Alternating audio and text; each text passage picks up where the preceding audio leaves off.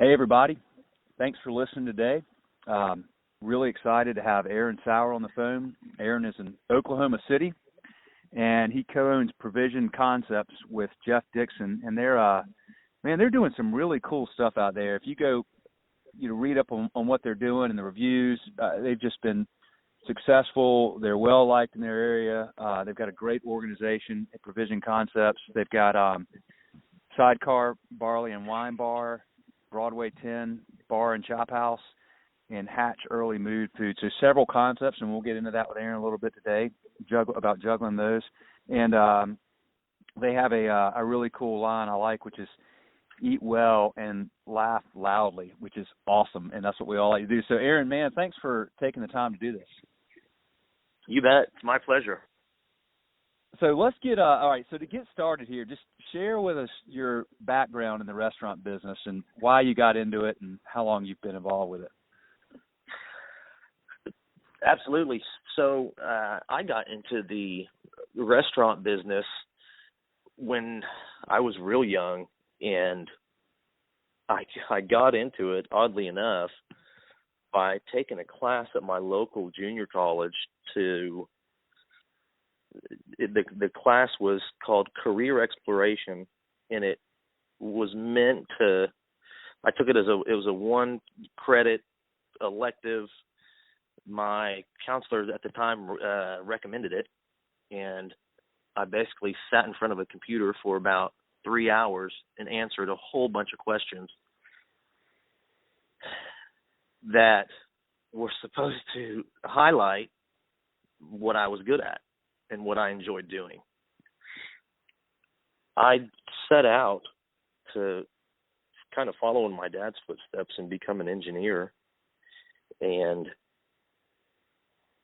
to make this really boring preamble to my career a little bit less boring, it pointed out to me that I needed to focus on getting out from behind a desk and doing things that challenged me on a daily basis, that provided instant gratification for what I did, for what I was going to do. And I always liked the food industry. I always liked the hotel industry.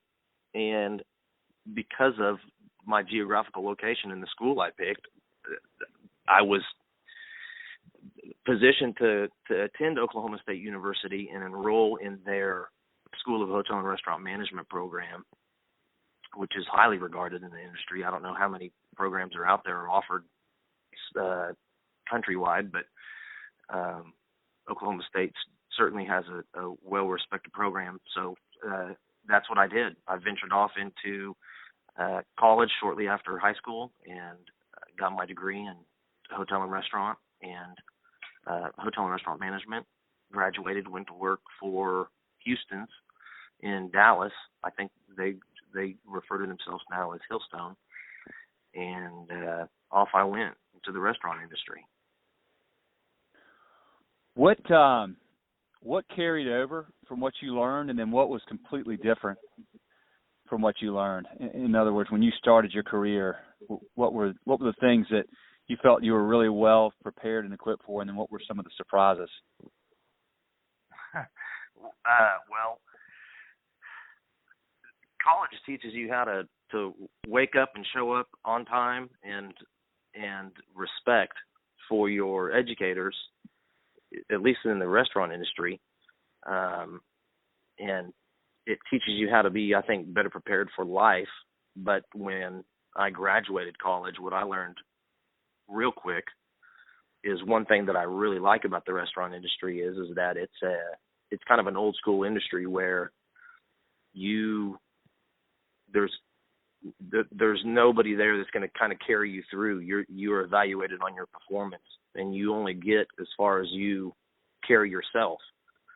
So if you show up to work with a restaurant degree thinking that you're going to get somewhere in the restaurant industry without hard work, you're going to fail miserably. So it's a start from the bottom, work your way up type of industry that is very rewarding. Do you see more people today expecting to sort of earn their stripes quickly than you did when you graduated, or is it still without question? Yeah. I didn't mean to cut you off. Go ahead. No, that's what I'm curious. I seem to hear that some. I'm curious your thoughts about that, and if it's an issue, what do you do about it? If it's a cultural kind of thing or a generational thing, that is. I definitely think it's a generational thing. You can't, with any degree, you can't come out of college expecting to get your letter jacket. You know what I mean? Just because you got the paperwork backing you, you've got to go in and earn your stripes. You've got to work hard to make it to that level that you want to be. You can't expect. I guess you can expect somebody to carry you there, but it's going to be disappointing for you when you get out there. I think college is, like I said, I think it certainly prepares you for life, but it doesn't prepare you for the business world per se, because it's more dog eat dog than anything. At least, like I said, at least for the restaurant industry. How do you manage that, and how do you re-engineer the thinking of young folks that come and join your team? Well, you have to manage it, and you have to adapt to manage those type of individuals. But I would say the best way that I've seen the management of those type of individuals is you kind of have to just let them fail on their own, or they won't learn, and then the natural attrition will weed out the good ones from the bad ones. So it's difficult because of the mentality behind it, but I think there's still enough. I think there's still enough individuals out there with a strong work ethic that can kind of raise the tide within a group of individuals, within a group of staff that can help. And you just have to find those individuals and keep them.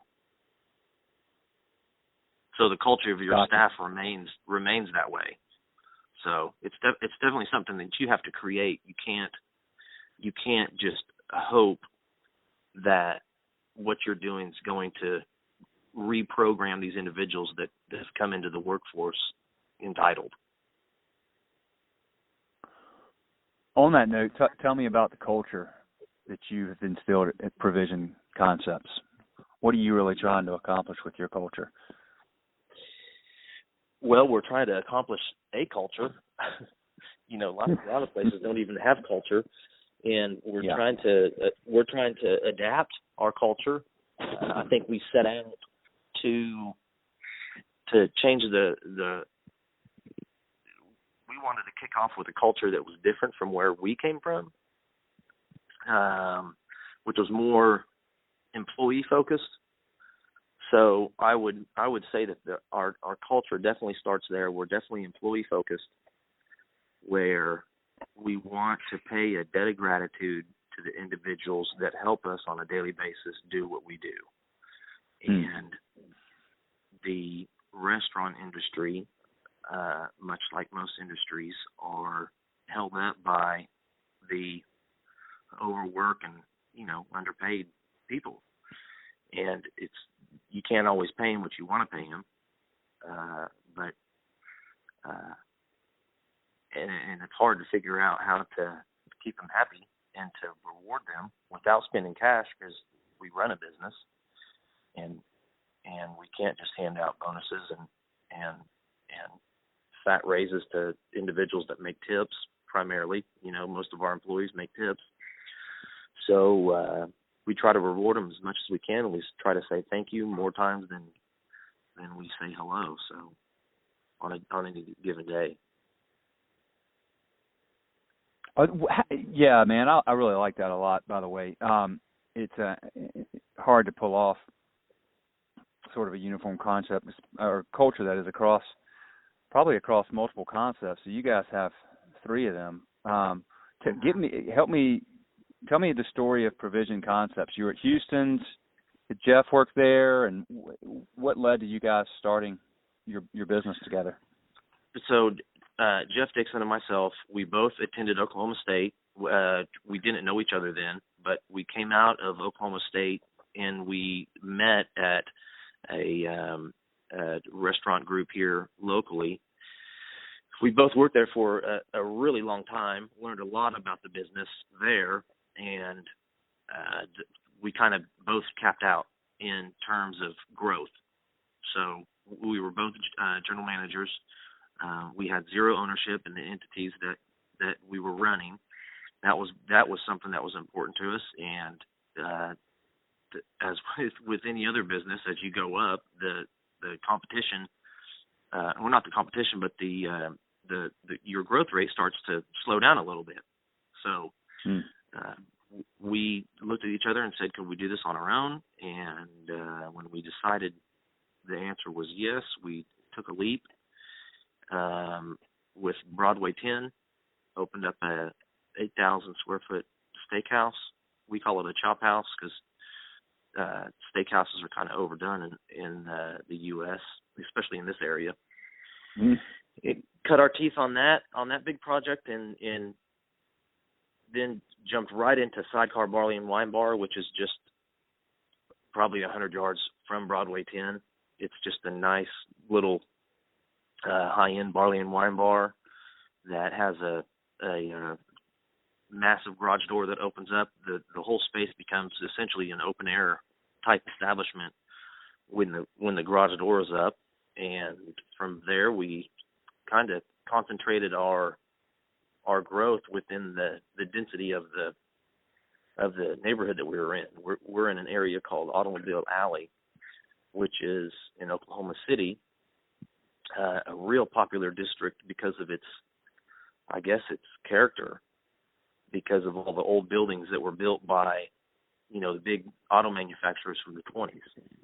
So what a big group of developers were doing about a decade ago was buying up all this land and kind of redoing all these old buildings and diversifying them. They were diversifying their tenants to make it a more desirable area.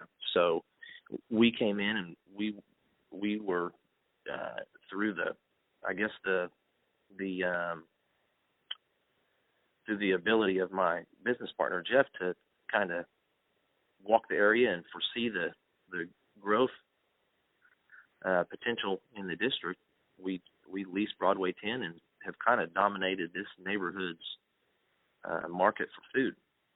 So next came Hatch, which was a breakfast concept. So if you kind of look, we've got breakfast, we've got dinner, or lunch and dinner with Broadway 10, and we have an after dinner concept with Sidecar.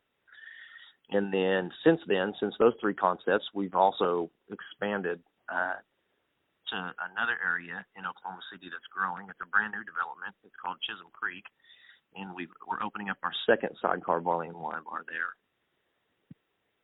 So it's been good. So you mentioned your partner Jeff's ability to sort of walk the area and project, the potential growth and future of an area. How do you do that? What are you looking for? How do you find an area where you go, let's plant our flag here. We believe this is going to be a great area to do business. This is a good location. And other than something that's already there and existing, and Sure. How do you foresee that? So for us, because we were tapped into we were already tapped into the restaurant industry here, working in the market already.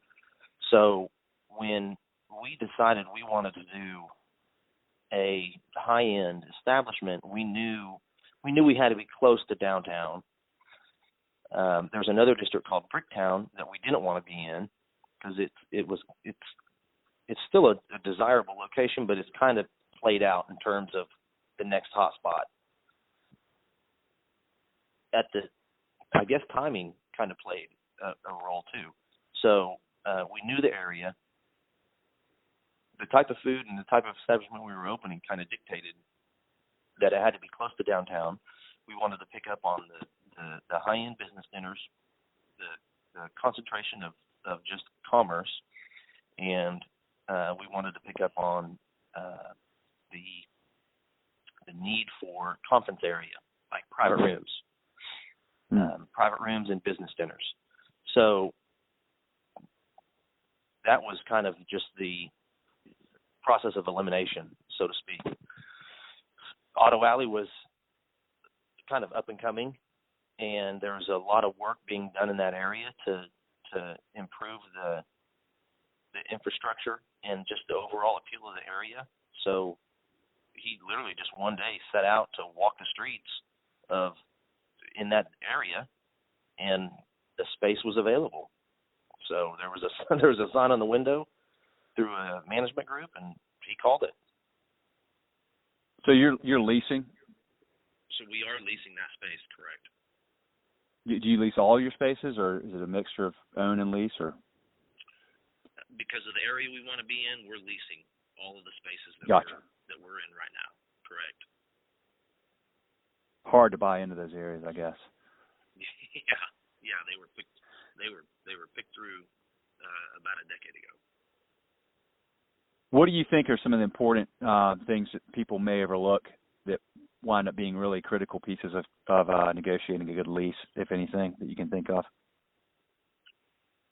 Overall price. The overall price per square foot. It has to be right, and then the length of time that you can be there, and the percent that the lease space goes up every time your lease renews. So in terms of what they overlook, I guess I can only turn to the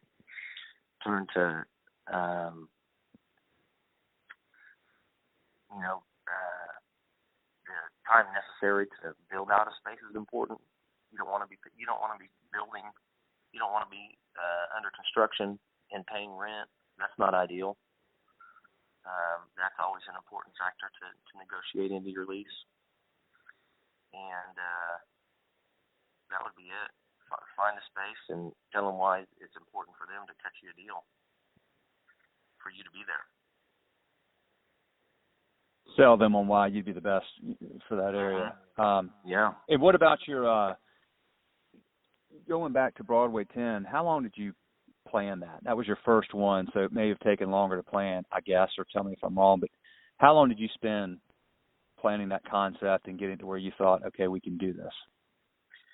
From start to finish, it took a year exactly.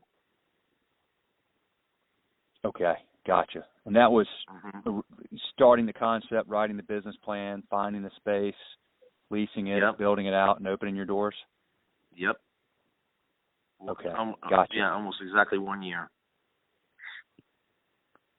What made you, so you opened a chop house.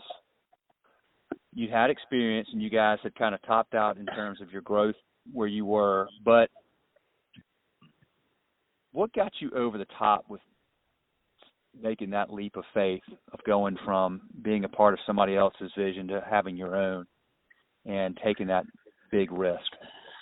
Man, we talk about that all the time. I think a lot of it has to do with just the type of person you are. I think there's people that like to live within certain parameters that keep them comfortable and keep them fed, and that's great. And then there's the type of individual that is just always hungry for more and wants to know what's on the outside of that, that gate. That it just pushes you to be able to take that risk and then deal with the consequences of that risk, whether good or bad. So I think it's definitely a mindset and just the type of person you are. I don't think just anybody could handle some of the day in and day out pressures or stress associated with owning their own business. It's not necessarily a bad thing. It's just difficult. It is. You need that wiring. Did you all raise money, or did you bootstrap it, or how did you get your first one started for funding? Combination of both. So we raised cash, and we are co-borrowers on a loan as well. So every deal since then has been primarily raising cash, finding the investors, and putting the deal together that way. Anything in particular you look for whatever it takes. Yeah. What about investors? Anything in particular you're looking for in terms of, maybe there's a lot of people that have the money, but then you want to make sure you pick the right kind of investor? Is that fair to say? Yeah. You have to pick the right investor.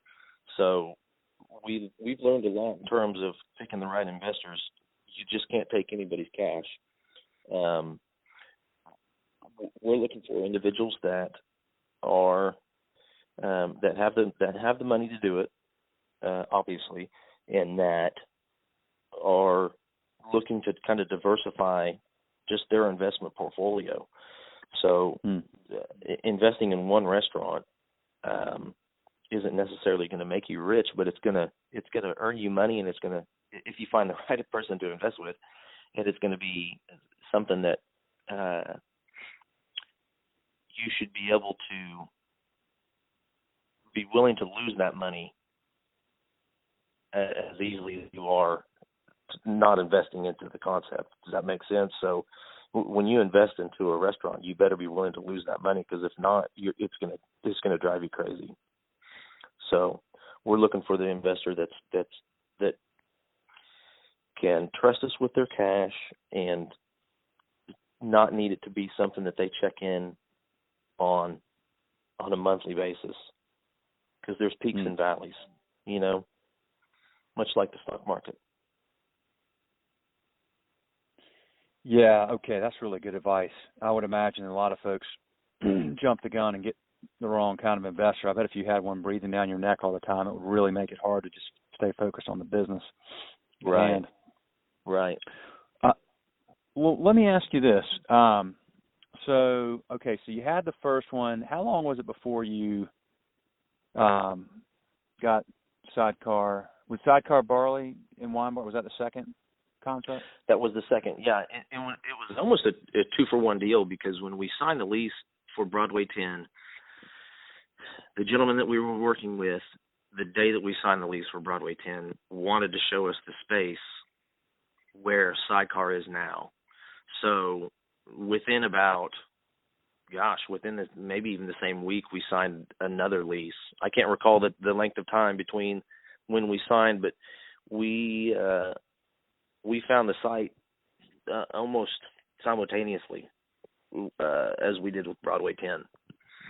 So it was a kind of a 2-for-1 deal. So same building owners, same management group, just a different opportunity. Gotcha. Okay. So changing gears a little bit. This is more sort of high level or philosophical type stuff, but what do you love about the restaurant business, and then what are the things that frustrate you most about the restaurant business? So 2-part question. Yeah. Well, I think you can start with either one. No. I think I mentioned already what I truly love about the restaurant industry is I think that it's one of the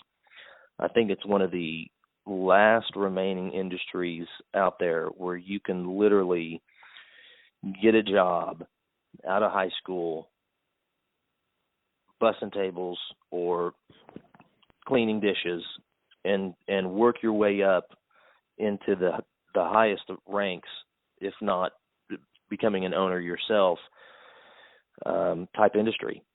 So there's no gates that are going to keep you down like there are in other industries where certain degrees are required, or just having a degree is required before you can be promoted to the next level. So there's nothing that's going to hold you back. It's solely performance, and I love that, because it ends up being almost like a sport where your employees are like athletes. The better you are, the higher you go up in the ranks. So nothing prevents you from succeeding, I guess. No, the politics are kind of removed, and it's solely performance. And I would say one of the things that I don't particularly care for about the restaurant industry is it's something that you are. It's every guest. It's an every 45 minute to an hour and 15 minute transaction that you're focused on. So it is, which is kind of that's kind of a two-part answer, because that's kind of what creates the love of the restaurant industry, is the fast and the blow and the go and the changing of the environment at any given time. But you got to manage each transaction, each guest, and if you don't, you can fail really easily. So you're constantly juggling. Gotcha. That's good stuff. So actually, on that note, on your first note, it really is a meritocracy. But you guys, you and Jeff, kind of hit your ceiling, if you will. Are you? I guess as you said, you're opening new places. So I guess your group, as you grow, you're giving your team members opportunities to grow with you, it sounds like. Correct. Unlimited opportunities. Yeah. If they want to pitch an idea, we're open. If they want to venture off and do their own deal, we're here to help them. We didn't get that kind of support from our previous employer. That was my next question, is talk about, folks that may be inspired and, like you said, are wired just a certain way, just have the need to do their own thing.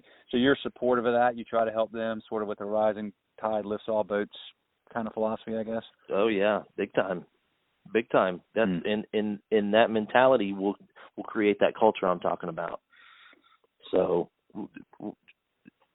wanting a culture and creating a culture is two totally different things. You can want something all you want, but you have to create it yourself. And the culture is created by individuals. It's not something that a company can just form or engineer. It's created by certain individuals that are leading that company. Absolutely. So Absolutely. The culture that I thought that we would have at Provision Concepts compared to the culture that we have now is not very far off, but it's a little bit different. And the one that I thought we would have was one that I was trying to engineer. The one that we have is something that has just happened organically, naturally. And you just fostered that process. Sure. Just by having some sort of culture an important priority of ours. Excellent. What are some things that you think have never and will never changed about the restaurant business? And on the flip side, what are some of the changes that you see happening around you now? I see the things that aren't going to change are the things that we've kind of already touched on. The performance-driven, hardworking, just start from the bottom, move to the top type structure, I don't think are ever going to change. At least in the good restaurants around the world. The things that I do see changing is I see too much regulation by the government on the restaurant industry that will thin out the non-corporate type restaurant groups. So the provision concepts of the world that really don't have a lot of money to not money but resources or manpower to manage some of the things that can stifle a restaurant group. So I see that changing, and then I also see just the overall mentality. Let me ask you. I'm sorry to interrupt, but give me an example. Like what's an example? I'm really interested in that of the heavy hand of government making it hard for smaller restaurant groups. So any type of push to take away the ability for a restaurant group to employ people and pay them a certain amount. So restaurants don't work paying your employees minimum wage. The restaurant industry is tip based. The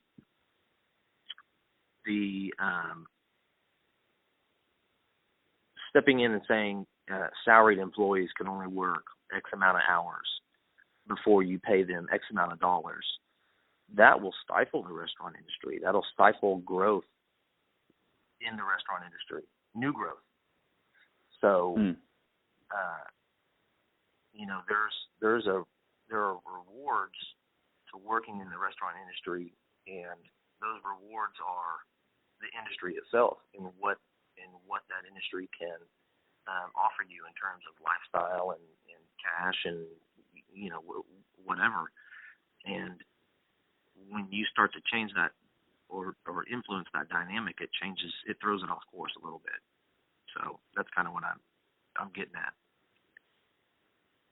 Okay, makes sense. Gotcha. Sorry to interrupt on that because you had another thought, but I was really curious. What else is changing? Okay, so the mentality of the worker. So it's more of the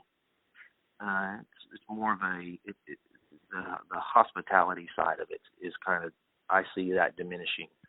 So when I go out to eat at other restaurants, I see employees that are just taking orders and just kind of following kind of basic guidelines as to how to take care of somebody.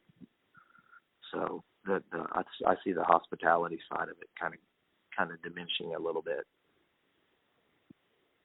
If that makes sense. Which is tough because it makes sense. Which is I would imagine a big challenge for you all because that's part of why we go out. That's part of what we're paying for. We want somebody to welcome us into their home, so to speak. And it is. I mean, the food's important, the ambience is important, but the service and hospitality part of it is really just a linchpin to the whole industry. It seems to me. That's kind of what it's all about. Yeah. Yeah, that's a tough one because it really is an interesting generational issue. Which, but I guess in some ways it gives you some. If you're able to understand that and manage that and motivate through that, then it gives you certainly an edge over maybe other folks. But I would agree. You can really capitalize on that by providing that missing component, and you'll stick out, and you'll become more successful for it. It really, one guy I interviewed said, he said the question he always asks is, how do I make somebody care about the glass that they're polishing, because that glass is a little detail to them, but it's just part of the whole experience, and all these things have to come together, right? And that's really a foundational philosophical personal way of looking at the world, right? I mean, if you've been raised Mm-hmm. right, you think whatever I do, I'm going to do it my best. It may be certainly something that we're trying to instill into our children, but you do. I'm kind of dumbfounded sometimes as to why that's not more prevalent nowadays than it is. So I'm curious to see how this continues to play out, especially when you're having to pay people more. May not have that mentality. Right. Well, let's see here, Aaron. I know you're a busy guy, and I don't want to keep you too long. Is there anything else that you would pass along to folks that might be listening that, you know, admire the success y'all have had, would you know, maybe hope to own their own place one day, want to replicate some of the things y'all have done? Anything else we didn't touch on you think that's important? You know, I think the biggest unknown for most people is just how to achieve something, and the only answer I can give on that is just to go out and do it without the fear of failure, and you'll be blown away with your capabilities and what you're able to achieve.